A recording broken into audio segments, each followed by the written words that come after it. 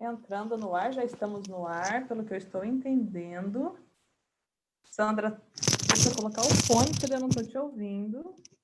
Não estou a dizer nada, querida. Não, é que eu não estava ouvindo nada. Eu estou achando que já está entrando, vamos ver. Entramos, Sim, tá. aqui diz que sim. Já estamos, então boa noite para quem está aqui junto com a gente já. É uma alegria muito grande estar aqui com vocês para falar um pouco mais de Portugal com a guia Sandra. Para a gente é uma alegria muito grande estar aqui com ela. A Sandra, para a gente, é muito referência em Portugal, porque a nossa primeira peregrinação Sacratur para a Europa foi com a Sandra. Então, muito mais do que estar só em Portugal com a Sandra, nós tivemos a possibilidade de estar com ela em toda a nossa trajetória de Portugal. Então, não tinha como falar de Portugal sem pensar em ter a Sandra, porque acabamos ficando muito próximas dela. A Melissa é muito amiga hoje, até pessoal da Sandra, fala muito mais do que eu converso com ela. Então, Sandra, seja muito bem-vinda. Nós iniciamos obrigada, sempre... Larissa.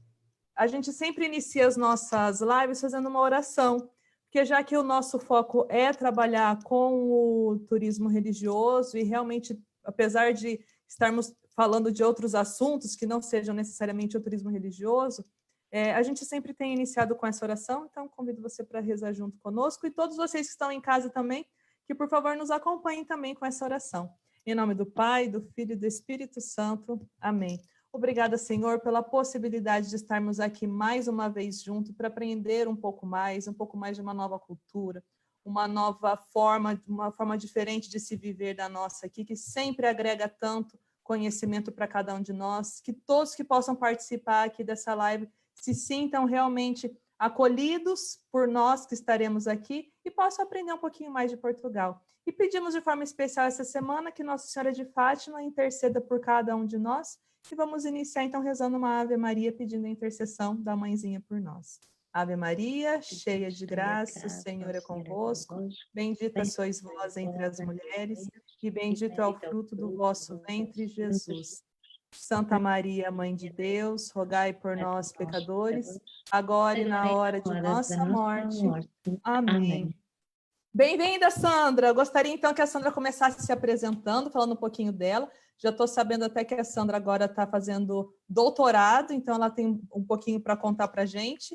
Então, Sandra, é com você. Eu vou tentar colocar você na página, na tela, você sozinha, tá? Para as pessoas poderem te ver melhor. Fica à vontade em se apresentar para nós. Olá, boa noite a todos. Como a Larissa disse, para mim é um enorme prazer de ter estado na primeira peregrinação da Sacratur. Na altura eu fui como guia intérprete, obviamente, e muito mais do que uma peregrinação, eu acho que nós fizemos um grupo de amigos, porque, como sempre, quando nós vamos em viagem, nós entramos um grupo de praticamente desconhecidos, e normalmente uma peregrinação não é uma viagem, uma peregrinação modifica as pessoas, e nós tivemos a graça de, primeiro, ter ali uma ligação muito forte logo de amizade, um elo de amizade entre quem coordenava a viagem propriamente dita e quem estava deste lado, que era eu e na altura também um colega motorista português, e nós fizemos uma maratona espiritual e uma maratona em termos de países visitados, porque se eu não estou em erro, nós visitámos uns 7 países, não foi? Acho que foi uma coisa assim maravilhosa, que ficámos com um cheirinho de Europa. Nós saímos de Fátima, fomos até Itália, depois cruzámos para a Croácia e fomos à Bósnia, se eu não estou em erro, não foi? Nós somos em 6 países. Uhum. Foram 6. Pronto, Foram já estava 6 aqui a países. aumentar um deles. 6 países. E foi uma grande alegria. Mas foi uma loucura super produtiva. Super, super. Até hoje, todo mundo tanto que nós convidamos todo mundo que esteve conosco para participar dessa live hoje também, tá? Então, Um beijo para toda a gente, saudades vossas. Devem estar vários aqui. Foi fantástico. Eu acho que tivemos um grupo muito bom. Acima de tudo, nós tivemos um espírito católico que ali acabou por imperar, porque passar todo aquele tempo sem quesílias, porque nós acabamos por ser uma família no tour.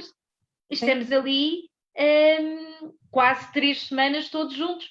Portanto, é como em todas as famílias, há coisas que gostamos imenso, há outras que nem por isso, mas ali funcionou tudo muito bem, porque havia sempre ali, sempre que alguém achava que algo estava menos bem, havia sempre alguém que achava que haviam 3 coisas boas e, portanto, que superavam aquela, e não há viagem sem imprevistos, e foi maravilhoso. Com Bem, certeza. meu nome é Sandra Lenhas Henriques, como já devem ter percebido, eu sou guia intérprete, foi a minha primeira formação, depois fiz comunicação social, depois fui fazendo para aí umas pós-graduações ligadas à igreja também, e este ano coloquei-me naquela grande aventura do doutorado na Universidade de Coimbra, que vai ser agora assim 4 anos aqui, meios complicados, mas o turismo é uma paixão e, portanto, é verdadeiramente um privilégio poder estar convosco. E, acima de tudo, sabendo que a Sacratur faz não só um trabalho de acompanhamento em termos espirituais, porque há sempre o senhor padre que nos acompanha. Isto é uma coisa muito portuguesa, nós cá não dizemos o padre, é o senhor padre, nem que ele tenha 20 anos a menos que nós, será sempre o eterno senhor padre, que nos acompanha, que nos orienta, e quer queiramos, quer não, tudo isso faz a diferença. Portanto, é um grande privilégio poder estar convosco aqui esta noite. Sejam todos Nós que muito. agradecemos. Bom, vamos então começar a fazer algumas perguntas para a Sandra, né? Sandra, a primeira coisa que a gente queria saber, qual o lugar que as pessoas mais gostam de visitar em Portugal? Bem, essa é uma pergunta daquelas complicadas de responder. Porque assim, se nós chegamos a Lisboa, assim, a primeira paixão que toda a gente tem, nós achamos que ir visitar a igreja que está feita onde Santo António nasceu, ou pelo menos se pensa que ele terá nascido. Aliás, este ano é muito importante para nós no relacionamento com Santo António, porque este ano nós comemoramos os 800 anos sobre a chegada dos mártires de Marrocos. E como todos nós sabemos, este foi um marco na vida de Santo António. Eu ainda hoje, numa apresentação de um trabalho, dizia com grande propriedade que Santo António, nós sabemos que não é Santo António de Pádua, de Lisboa, é Santo António de Pádua, porque eles ganham, os santos ganham o nome do lugar de onde vão ao encontro do Pai, e não de onde vêm ao encontro dos irmãos. Mas o Santo António, estes mártires de Marrocos, ele ficou tão impressionado com o seu exemplo que ele decidiu então deixar de ser Fernando Bolhão e passou a ser o Santo António na cidade de Coimbra. Depois, como sabem, ele vestiu o hábito, decidiu que iria para onde fizesse falta, foi até efetivamente, foi até África. De África sentiu-se muito mal, na altura o primeiro navio a vir era efetivamente para a Itália, na altura na Sicília, e depois cruzou e terminou os seus dias ali na região de Pádua. Mas isto para vos dizer que quando nós chegamos a Lisboa é uma das viagens obrigatórias e todos nós pensamos que sim, mas eu confesso-vos que o grande impacto quando um brasileiro chega a Portugal depois de ter feito um voo transatlântico é o seu encontro com o pastel de Belém. E, portanto, ninguém tira. E o pastel de Belém eu diria que era o primeiro conforto do estômago. Em termos de conforto espiritual, obviamente que nós vamos ter a nossa primeira paragem ali em Santo António. Isso é extremamente importante e quer queiramos, quer não, nós conhecemos como o santo dos perdidos e dos achados, nós conhecemos como o santo casamenteiro, não é? Casamenteiro, por favor, né, Santo Antônio? Tá Oh, querida, precisando, né? vocês Precisando aí, eu aqui em aprendi uma casa. coisa deliciosa convosco. Que eu não sabia que o Santo António ficava na geladeira e virada de cabeça para baixo. Então é É, uma coisa que vocês importaram a nossa fé no Santo António, mas maltratam aí, nós aqui não. Então aqui a taxa de casamento é mais ou menos ainda razoável. Depois da quarentena não sabemos como será. que Mas vai por acontecer, enquanto, né? por enquanto as coisas continuam bem. Mas Bom, dizia-vos, então eu acho que com isso você já responde também a segunda pergunta, porque a segunda pergunta era o que as pessoas mais gostam de comer em Portugal. Então, seria, de repente, o pastelzinho de Belém, o que as pessoas mais gostam de comer em Portugal? Ou ainda é o bacalhau? essa pergunta refere-se a o que nós portugueses mais gostamos de comer ou o que vocês quando nos visitam Nós, mais... Os Ai, vocês é brasileiros o quando falam. bacalhau. Aliás, o bacalhau, nós temos mil e uma forma de cozinhar bacalhau. Mas para um brasileiro, bacalhau é uma boa posta de bacalhau. E eu aprendi convosco outra coisa deliciosa que foi, que eu não sabia que era. Eu peço-vos desculpa, mas estou há tantas horas no escritório que isto já começa, sentado nesta cadeira, já começa a escorregar. Outra coisa deliciosa que eu aprendi convosco. Sim, porque as pessoas acham que quando viajam vão aprender tudo, absorver tudo. Mas não, isto vai para os dois lados. Isto é um processo de aculturação e endoculturação. Portanto, eu tenho o privilégio de aprender imenso com os meus peregrinos, com os meus visitantes. Eu não gosto muito da palavra turista. Isso é uma coisa muito fria. Então é uma palavra que eu tento não pronunciar muitas vezes. Mas uma das coisas que eu aprendi convosco foi saber o que era o bacalhau do Porto. Porque eu não fazia ideia que aquilo que vocês chamavam o bacalhau do Porto não tem nada a ver com a cidade do Porto, em Portugal. É o porto de pesca, o porto Aham. onde chega. Então, sempre que alguém me perguntava, ai Sandra, vamos comer o famoso bacalhau do Porto, eu pensava, mas não há nenhum bacalhau assim com esse nome. Então, aquela bela daquela aposta, acho que ainda é o que faz as vossas delícias. Sandra, então, já que a gente fala disso, sempre que vamos para Portugal, a gente sempre percebe que tem algumas palavras que às vezes a gente fala aqui, que é diferente de palavras que vocês falam aí, né? Eu queria que você falasse algumas dessas palavras que você já sabe, ou alguma situação de alguém que viveu alguma situação, que se passou por uma situação embaraçada por ter falado uma palavra que não necessariamente deveria ou poderia ser dito no lugar, enfim, alguma coisa nesse sentido, que nem o bacalhau do Porto, tudo ok, né? A gente fala bacalhau do Porto, ninguém vai entender nada aí, mas alguma outra coisa que poderia criar outro tipo de situação? Olha, há uma muito simples que não cria situação, mas que eu acho que é completamente diferente, que é o vosso ônibus e é o nosso autocarro. Então, em termos de fonética, é completamente diferente. Mas é daquelas coisas que também já sai automático. Eu sei que se estiver a passar uns dias convosco, eu já não vou dizer autocarro, mas vou dizer ônibus. E, portanto, essa, em termos fonéticos, é uma que é muito diferente. Mas aquela que vos deixa embaraçado são essencialmente duas.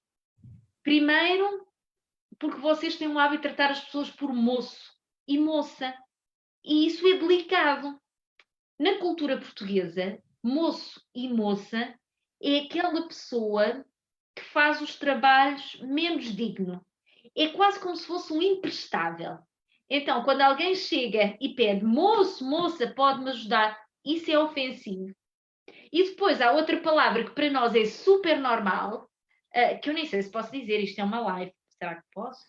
Que é Pode. o nome de uma cafetaria que nós temos em Sintra, que é considerado um dos nossos paraísos, onde vendem uns travesseiros excelentes e o lugar tem o nome Piriquita, que para nós é simplesmente o feminino do pássaro, do periquito.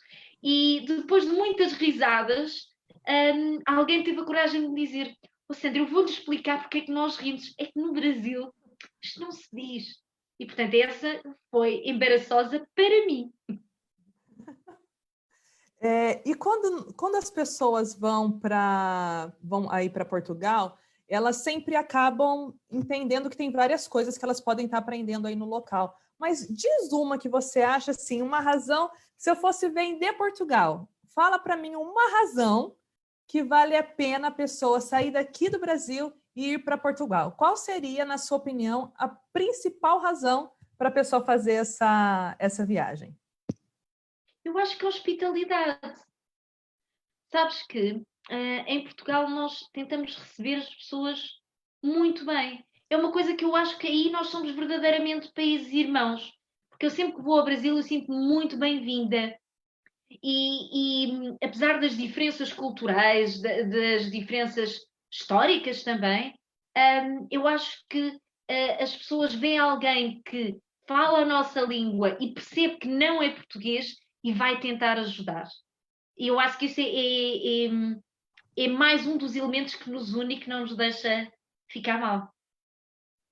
E quando as pessoas vão para Fátima, a gente que trabalha com peregrinação, você também que trabalha sempre com peregrinação, quando a gente normalmente não inicia uma peregrinação indo direto para Fátima, sempre tem um tempo antes que você possa conhecer o grupo, sentir o grupo, enfim, porque é muito fácil a gente sentir as características do grupo que acompanha, né? Você percebe que quando o grupo chega em Fátima, faz a visita e tudo mais, santuário, tem a experiência de Nossa Senhora, quando eles saem, você percebe que o grupo ele sai diferente depois dessa visita? Como que é isso no grupo? Olha, sabes, eu acho que não é só com Fátima. E nós já tivemos essa experiência as duas. São os lugares marianos. As pessoas sentem-se tocadas pelos lugares marianos. Aquela força da mãe, e nós tivemos essa experiência num dos nossos grupos. As pessoas que vão só como acompanhantes e que saem como peregrinos.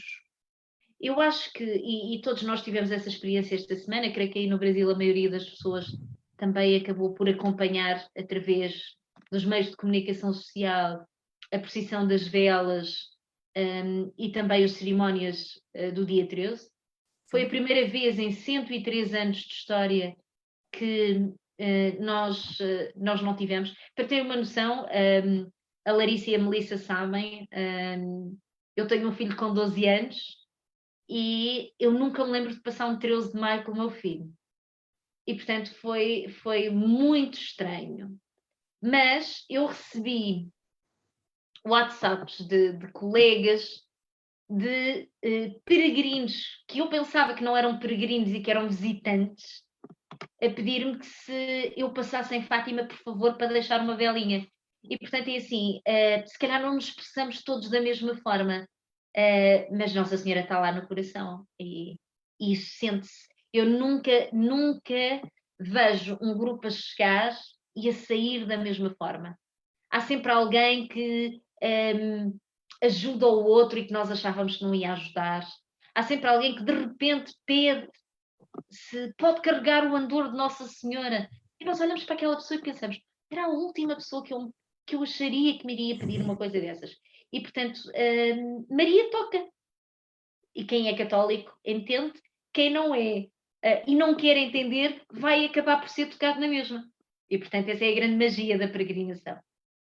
Então, Sandra, vamos pedir para que alguém que já de repente viveu esse momento em Fátima, escreve nos comentários aqui para a gente essa experiência que você já teve, como foi para você, para que a gente possa também acompanhar as suas experiências, a gente possa contar aqui também para as pessoas, porque todas as vezes que nós levamos grupos em Fátima, a gente sempre faz questão de dar um jeito de alguma forma as pessoas participarem, né? Ou participar do terço, ou poder carregar o andor. Confesso para você que o meu sonho é carregar esse andor, mesmo sendo só para homem, eu ainda espero um dia conseguir carregar esse andor, tá?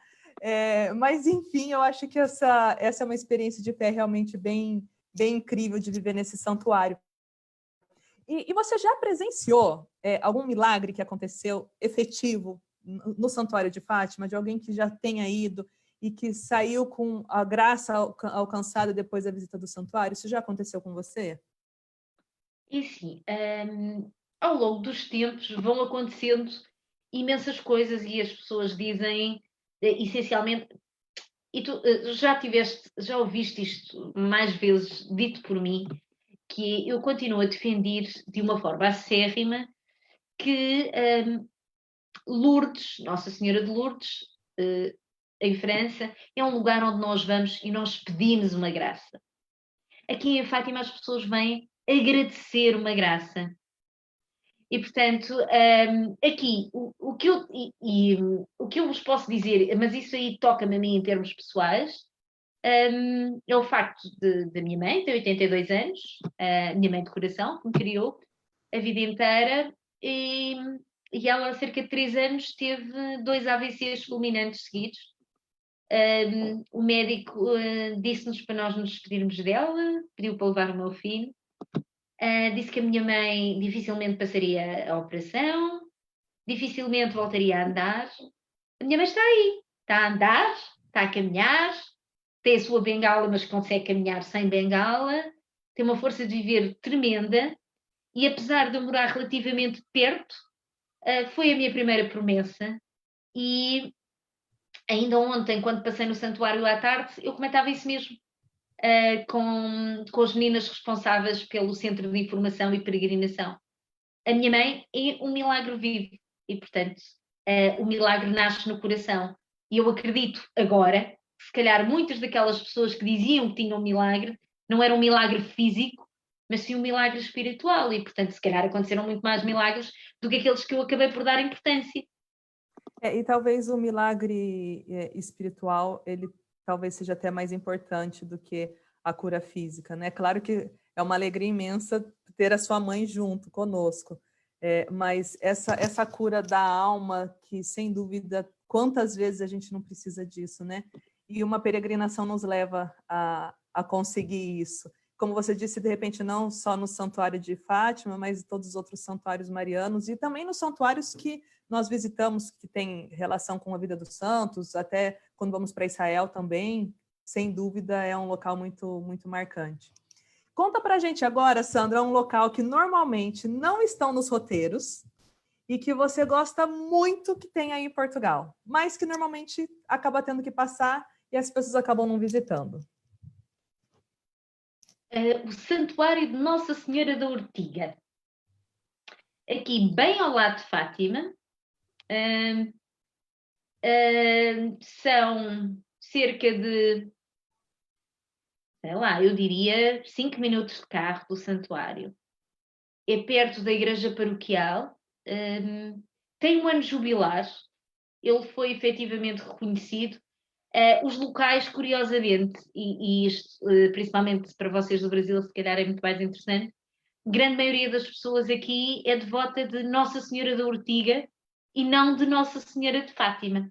Ou seja, não é que as pessoas não tenham a sua fé na mãe, mas aquele é o milagre mais antigo de uma pastorinha que começou a falar. É um lugar ermo e é um lugar quando nós temos o privilégio, que, como saberás melhor que eu, poucas vezes nós temos tempo, porque as pessoas fazem uma viagem de transatlântico e não têm, querem visitar o máximo possível e, portanto, não têm 2 dias para ficar em Fátima. Mas quando isso acontece, o tal dia livre em Fátima para atividades pessoais, pois se eu tiver o meu autocarro à disposição, as pessoas vão ver ali o lugar de devoção da minha avó. E a gente também sabe que na parte do sul aí de Portugal, temos praias lindas, né? Que normalmente também os grupos não conseguem nem pensar que existe, quem dirá visitar. O que você conta para a gente, então, de bonito que tem nessas praias? Bem, nestas praias é assim, elas são muito bonitas. Depois de conhecer o Brasil, eu acho que são praias, sabes? Porque eu acho que, na realidade, é sol e mar. São áreas massificadas, tristemente, mas foi o que aconteceu nos anos 80, anos 90, todas estas costas. Tem uma água relativamente quente, porque estamos ali mais próximos possível de Gibraltar e, portanto, ali do mar Mediterrâneo. E tem uma oferta hoteleira excelente. Muitos são os nórdicos que têm ali segunda casa. Eu falo ali dos dinamarqueses, dos suecos, dos noruegueses, muitos ingleses também. Para nós não faz grande sentido, mas todos os menus praticamente estão traduzidos em inglês, francês, espanhol. E, portanto, é um lugar onde nós nos sentimos estrangeiros dentro do próprio país. Mas realmente é a nossa Riviera. E um lugar que as pessoas visitam bastante, que a gente ainda não falou, é o Porto, né? Falamos só do bacalhau, que não tem nada a ver com o Porto. As pessoas, quando saem daqui, quando falam em Porto, o que arregala os olhos de todas elas é pensar em conhecer uma cave do vinho do Porto. O que você tem a dizer desse passeio da cave do vinho do Porto para a gente? Bem, primeiro vamos desmistificar. Então é assim, as caves do vinho do Porto não são na cidade do Porto, são na cidade de Gaia, que é do outro lado do Rio Douro. Ou seja, cruzamos a ponte, passamos para o Porto, cruzamos novamente, estamos em Gaia. Estas caves, elas ganharam uma projeção muito grande, primeiro porque o vinho do Porto é um vinho espirituoso, mas contrariamente àquilo que muitas vezes se leva para fora, e tu sabes disso lindamente, Larissa, estas caves, estes vinhos do Douro, são uma região demarcada, reconhecida internacionalmente pela Unesco, como património imaterial, e este vinho, para além de ser um vinho espirituoso, tem também os vinhos de mesa. E hoje em dia tem um grande peso nestes vinhos de mesa. O que é que nós temos de percepção destas visitações destas caves? Estas caves, elas estão localizadas ali porque o vinho do Porto, ou as vinhas, os vinhedos, eles estão ao longo do Rio Douro, que tem um microclima, e depois eles são trazidos em pipas, obviamente, em barris. Eles são trazidos com os barcos típicos, os barcos rabelos, até à área do Porto, mas ficam do outro lado do rio, portanto, em Vila Nova de Gaia. Aí eles são armazenados, os vinhos são filtrados, são engarrafados, e aí sim, o nosso visitante pode ir até à cidade do Porto, pode fazer uma visita e perceber como é que é produzido, e no final, claro está, a fazer uma prova de vinhos fantástica, e eventualmente comprar, se assim o entender, mas consegue vê-lo. Hoje em dia, não nos podemos esquecer também que grande parte da cidade do Porto, toda a área ribeirinha, também já é considerada como património da humanidade. E a cidade do Porto tem também a catedral, onde muitos dos nossos peregrinos iniciam também o seu caminho para Santiago. E para o próximo ano, para todos os nossos ouvintes, quem não sabe ou quem já não se lembra, para o ano é um ano jubilar. E, portanto, nós agora pensamos muito em viajar em família, com os amigos, grupos mais pequenos, todas estas coisas, e muitas vezes aprofundarmos também, agora que temos mais tempo a pensar nestas coisas, a nossa espiritualidade. E este caminho de Santiago é algo que nos permite fazer tudo isto. Aliás, Paulo Coelho escreveu um livro extremamente profundo acerca disso, mas isto para vos dizer que o vinho do Porto e, na minha modesta opinião, a catedral, acabam por dividir ali as atenções dentro da cidade. Agora, a última pergunta, porque nós temos combinado de sempre fazer 30 minutos, tá? Então, uma última pergunta. Ok. Já passaram? Foi rápido, querida. Já, foram 28 minutos, temos 2 minutos. Eu estou indo para Portugal e eu não tenho muito tempo em Portugal, tá? São pouquíssimos dias. O que eu não posso deixar de conhecer em Portugal? O que é imperdível em Portugal? O que precisa ser visto para falar, eu fui para Portugal? Tens que ver a cidade de Lisboa. Meio-dia. Então, tu tens que ir para a cidade de Lisboa. Eu acho que Sintra é imperdível. É o nosso paraíso, era a nossa Vila Real, é a Vila dos Castelos, dos poetas, o paraíso para Lord Byron. Eu acho que é um must. Daí temos que vir a Fátima. Ninguém sai sem vir a Fátima, obviamente. Porque Fátima é o altar do mundo, Fátima é o foco da nossa peregrinação. E, portanto, católicos e não católicos passam por Fátima. Eu acho que é imperdível ir à cidade do Porto, por aquilo que nós já falámos. Também, junto ao Porto, eu quando digo junto é porque, assim, as nossas distâncias são tão reduzidas em relação às vossas, eu salientaria Braga, com o Triângulo dos Santuários, nomeadamente o Santuário do Bom Jesus, que foi agora também considerado como património da Unesco. E portanto, é assim, seria uma delícia passarmos pelas praias do Sul, cruzar a planície do Alentejo, mas se tivermos 3 dias, serão provavelmente estes os lugares que não deixaremos de ver. Tá certo. Algumas pessoas responderam contando as suas experiências que a gente pediu para colocar. Eu consegui ver aqui do Durval, que foi em 2018 com a gente, para a Fátima, e pôde carregar o Andor. É sempre realmente muito emocionante. Então, agradeço as pessoas que participaram e estiveram conosco. Abraço. Saudades das suas fotos.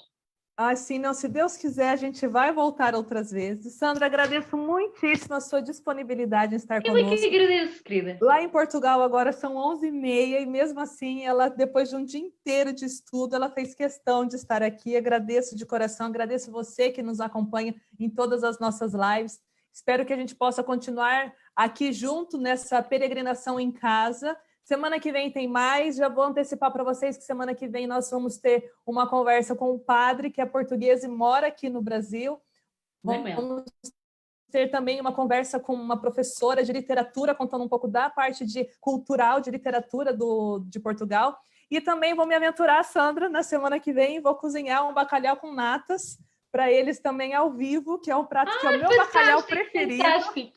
É o meu preferido, não é a aposta de bacalhau meu preferido é bacalhau de natas, então eu vou cozinhar também na semana que vem. Então, teremos várias atividades.